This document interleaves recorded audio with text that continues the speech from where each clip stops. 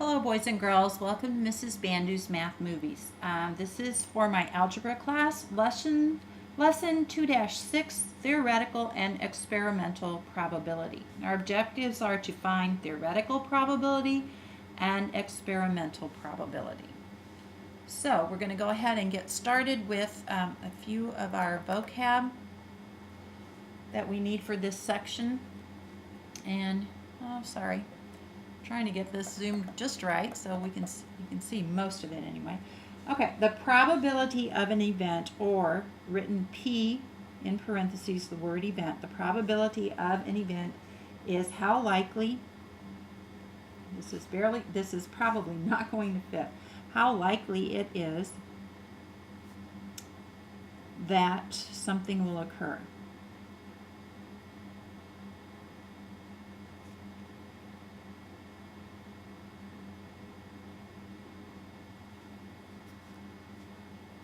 Okay, so that's just the generic term probability. An outcome is the result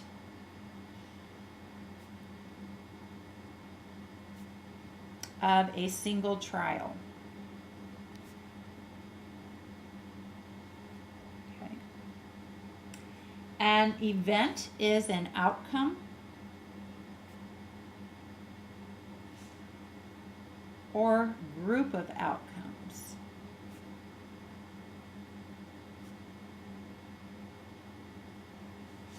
And the sample space is all of the possible outcomes.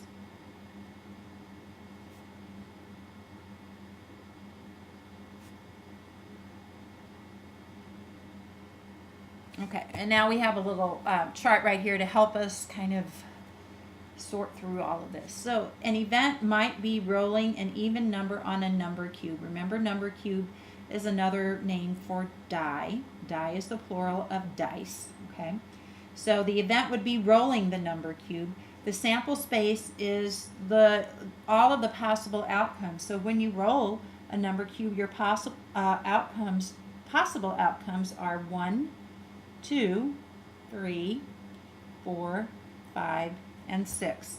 Favorable outcomes are those that would be even, because here it says rolling an even number. So things that would be favorable would be the even numbers 2, 4, and 6. Okay, so that's kind of a breakdown between event, sample space, and favorable outcome. So a favorable outcome is an outcome that is favorable, or it is in fact what you had hoped for or were looking for. Okay, not necessarily that it was good or bad. Theoretical probability is the probability of an event and is equal to the number of favorable outcomes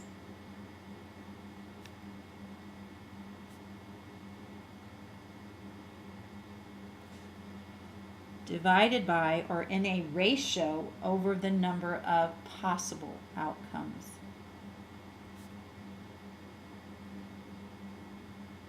Okay, which is going to be your sample space. So the favorable outcomes in this situation would have been, there are 1, 2, 3, right? And the possible outcomes are 6. So it'd be 3 to 6, or 1/2, or 1 to 2. Okay, so you could write it as, oftentimes we're going to leave it as a fraction. We can write it as a decimal. Sometimes, just depending what we're doing, may indicate how you want to do it. Okay, we'll talk about that as we get more into these. All right, probability. And here again, we have a little sliding scale. Basically, if an event is impossible, its probability is 0.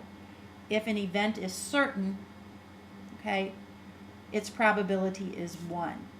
If things are equally likely and unlikely, the probability is 0.5, or 1 to 2, or 1/2. Okay, so for example, rolling a 7 on a number cube is an impossible event, so that probability of that event is 0. Flipping a coin, getting ahead when flipping a coin is the probability is 1/2, because if you get a head or a tail, there's one of the outcomes is head out of the 2 outcomes, or the sample space of 2, so 1 out of 2. Rolling a number less than 7 on a number cube is a certain event because every number on a number cube is less than 7. Okay, so those are a couple of examples of sort of how probability is related to each other, or kind of sorts out on a scale from 0 to 1. The complement of an event is basically all outcomes not in an event.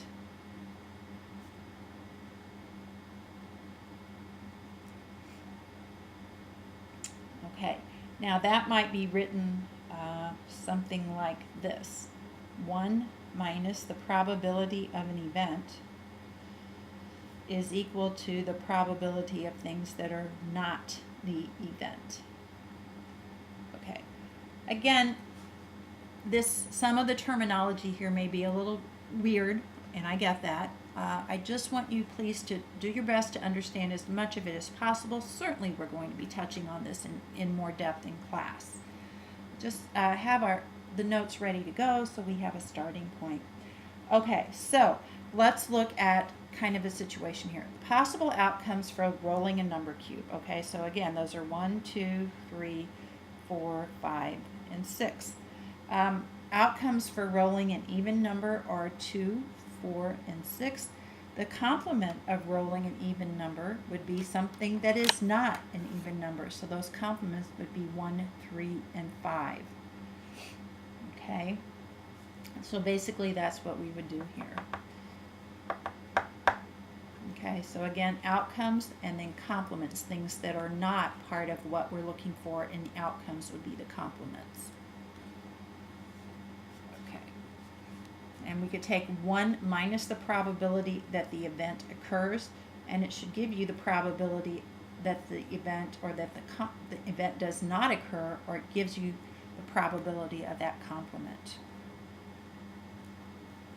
Experimental probability of an event is equal to the number of times an event occurs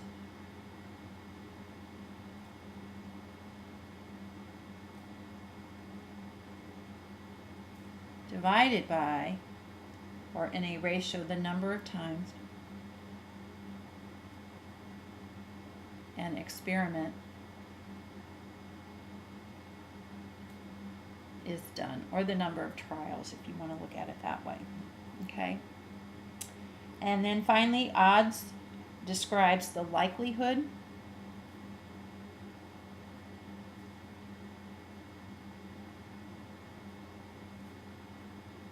of an event by comparing favorable and unfavorable outcomes.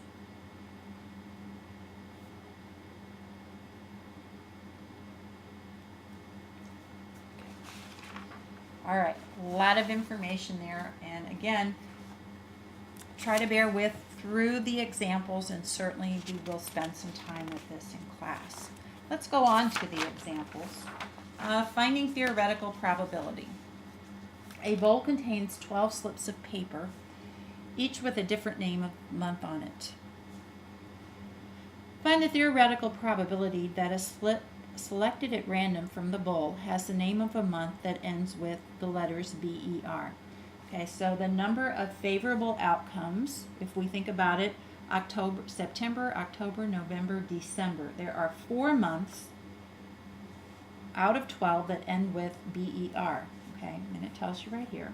Okay, so that gives me 4 favorable outcomes out of the 12 possible outcomes there are, and then I want to simplify that by dividing by 4. So the probability of picking a month that ends with BER is 1 out of 3, or 1 to 3, or 1/3.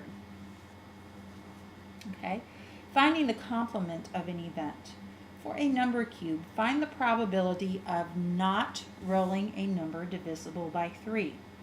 Okay, so the probability of a number divisible by 3 is the number of favorable outcomes. Okay, so the numbers that are divisible by 3 would be 3 and 6.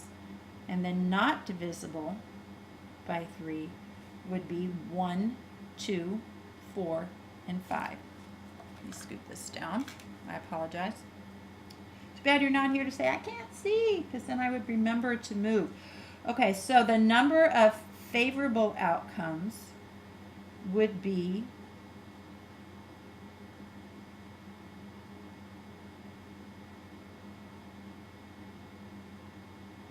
2,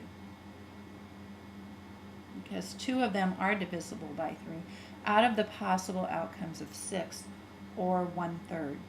Now we have to use the complement formula. So we're going to find out the probability of things that are divisible by 3, and now we have to get the thing to use our formula now. So the probability of a number not being divisible by 3 is 1 minus the probability of a number divisible by 3. So 1 minus 1/3 is equal to 2/3. So the probability of not rolling a number divisible by 3 is 2/3, 4/6, or 2/3 as well. Okay? All right. Again, we have a few quick checks for you to do. Actually, there's 5 of them. Oh, sorry. It's actually a break in this. We have some more examples over here. Let me flip ahead. Find the odds in favor of tossing a number cube and getting a number greater than 4. Okay, so there are 2 favorable outcomes. That means a 5 or a 6. And unfavorable outcomes, there are 4. 1, 2, 3. And 4, because 4 is not greater than itself. So the odds in favor of the event are 2 to 4. And we can reduce that to 1 to 2, okay? So again, in favor, we want to compare favorable events to unfavorable. Okay, so favorable to unfavorable.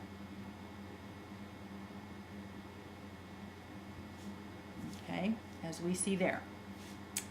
Finding experimental probability.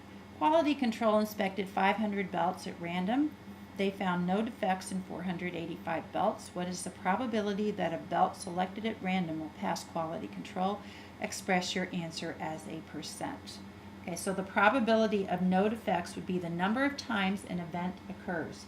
So there were 485 that had no defects. And there were 500 trials, 500 inspections. So 485. And you just need your calculator. 485 divided by 500 equals 0.97. And then 97 hundredths is 97%. So the probability that a belt has no defects is 97%. Okay, I'm almost out of time, so I'm going to go pretty quickly here. If a belt manufacturer from example 3 has 6,258 belts, predict how many belts are likely to have no defects. So the probability of no defects, which is 97%, 0.97, times 5,258. 5,258, oh, I'm sorry. And we multiply, so that's 6070. So approximately 6,070 belts should be defect-free or have no defects. Back here we get a simply substituted 0.97 for 97%. So if you know an experimental probability, you can apply it to a given scenario so that then you can make predictions.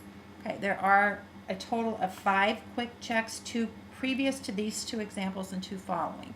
Have them completed for class, and I look forward to seeing you soon.